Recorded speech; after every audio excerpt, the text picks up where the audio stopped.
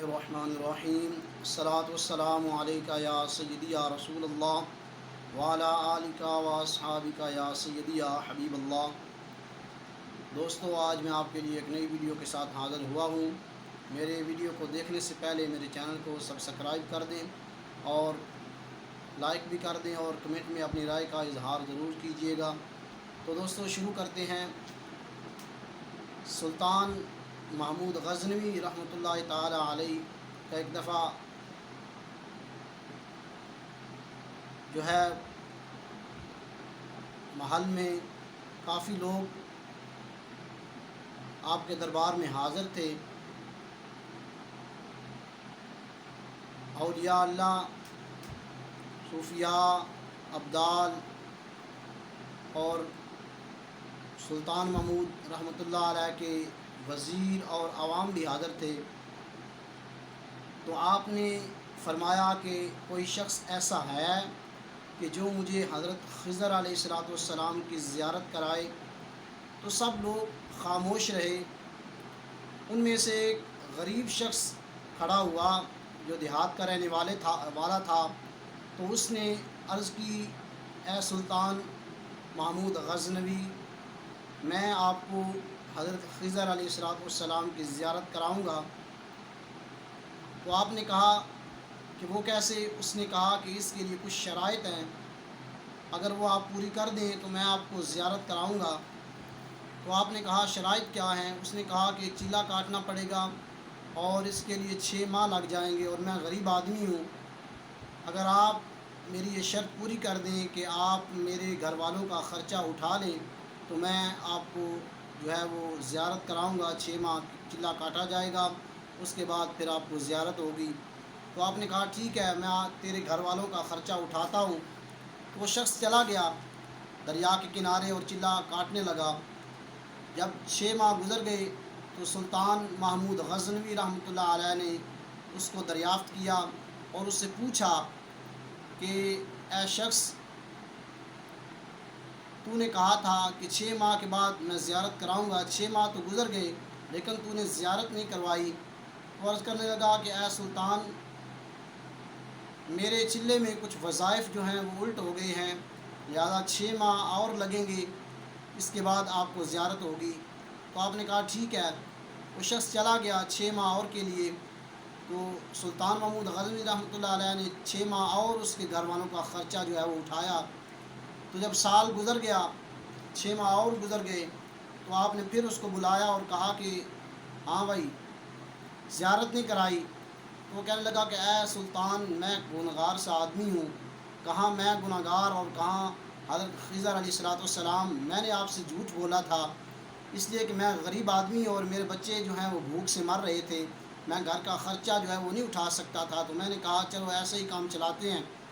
تو سلطان محمود غزنوی رحمۃ اللہ علیہ نے اپنے ایک وزیر کو اٹھایا اور کہا کہ اس شخص کی کیا سزا ہونی چاہیے؟ تو وزیر کہنے لگا کہ اے سلطان، اس نے آپ سے جھوٹ اور دھوکہ کیا ہے، لہذا اس کا گلا جو ہے وہ کاٹ دیا جائے۔ تو وہاں پر ایک نورانی چہرے والے بزرگ بیٹھے تھے، انہوں نے کہا اس نے بالکل ٹھیک کہا ہے۔ تو پھر سلطان محمود غزنوی رحمۃ اللہ علیہ نے اپنے دوسرے وزیر کو کہا کہ آپ بتائیں کہ اس کی کیا سزا ہونی چاہیے؟ تو اس وزیر نے کہا کہ اس کا گلا نہ کاٹا جائے، اس کو کتوں کے آگے ڈالا جائے تاکہ یہ ذلیل و رسوا اور اس کو پتہ چلے کہ سلطان کے ساتھ کیسے جھوٹ بولا جاتا ہے۔ تو وہی نورانی چہرے والے جو حضرت سلطان محمود غزنوی رحمۃ اللہ علیہ کے دربار میں بیٹھے تھے، انہوں نے کہا اس نے ٹھیک کہا ہے۔ تو وہ وزیر بیٹھ گیا۔ پھر حضرت سلطان محمود غزنوی رحمۃ اللہ علیہ کے وزیر خاص اور پیارے غلام حضرت ایاز رحمۃ اللہ علیہ کو محمود غزنوی رحمۃ اللہ علیہ نے کہا ہاں ایاز، آپ بتائیں اس کی کیا سزا ہونی چاہیے؟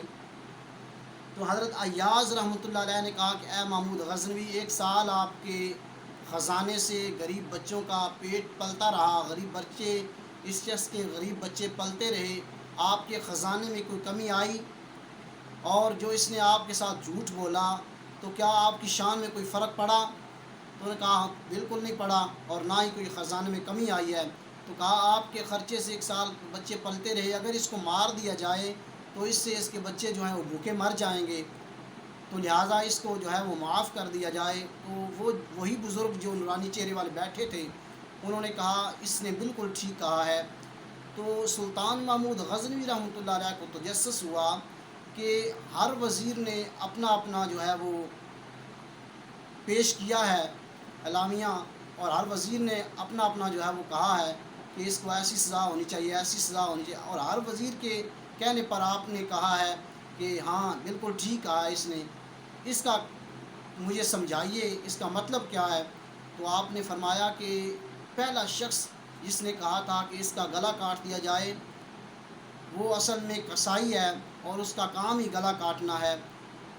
گناہ اس کا نہیں، غلطی اس کی نہیں، غلطی آپ کی ہے کہ آپ نے کسائی شخص کو اپنا وزیر بنایا ہوا ہے۔ تو کہا جو دوسرا شخص جس نے کہا اس کو کتوں کے آگے ڈال دیا جائے، اس کا باپ جو تھا وہ بادشاہوں کے کتے نہلایا کرتا تھا اور کتوں کا شکار کرتا تھا اور ان کے ساتھ کھیلا کرتا تھا، اس لیے اس نے اپنا خاندانی رنگ دکھایا اور اس نے کہا کہ اس کو کتوں کے آگے ڈال دیا جائے۔ غلطی ان کی نہیں، غلطی آپ کی ہے کہ آپ نے کتے پالنے والے لوگوں کو وزیر بنا رکھا ہے۔ ایسے شخص اگر وزیر ہوں گے تو پھر غریب عوام بھوکے ہی مریں گے۔ کہا یہ جو ایاز ہے یہ ایک سید زادہ ہے، اور سید زادوں کا کام جو ہے وہ کسی کا بدلہ لینا کسی سے نہیں ہوتا۔ سیدوں نے اپنا گھر بار کربلا میں لٹا دیا اور جو ہے ان سے بدلہ لینے کا سوچا بھی نہیں۔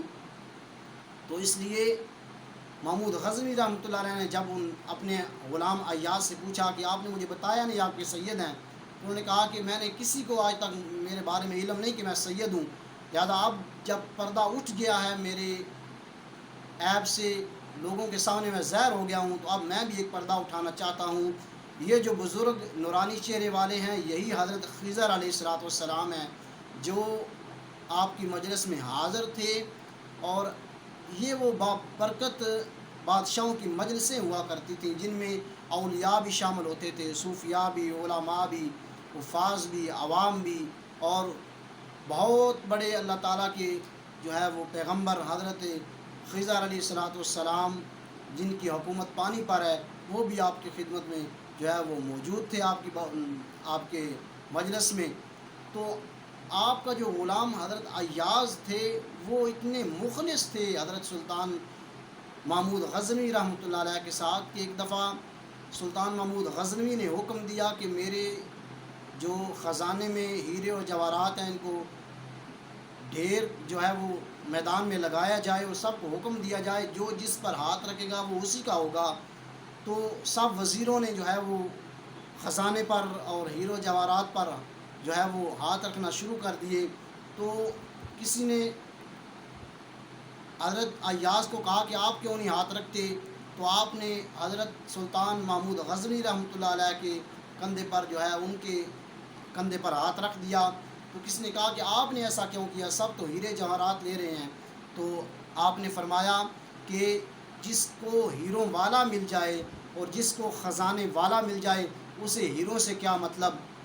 تو دوستو اس کا مقصد یہ ہے کہ اپنے رب سے لو لگانی چاہیے۔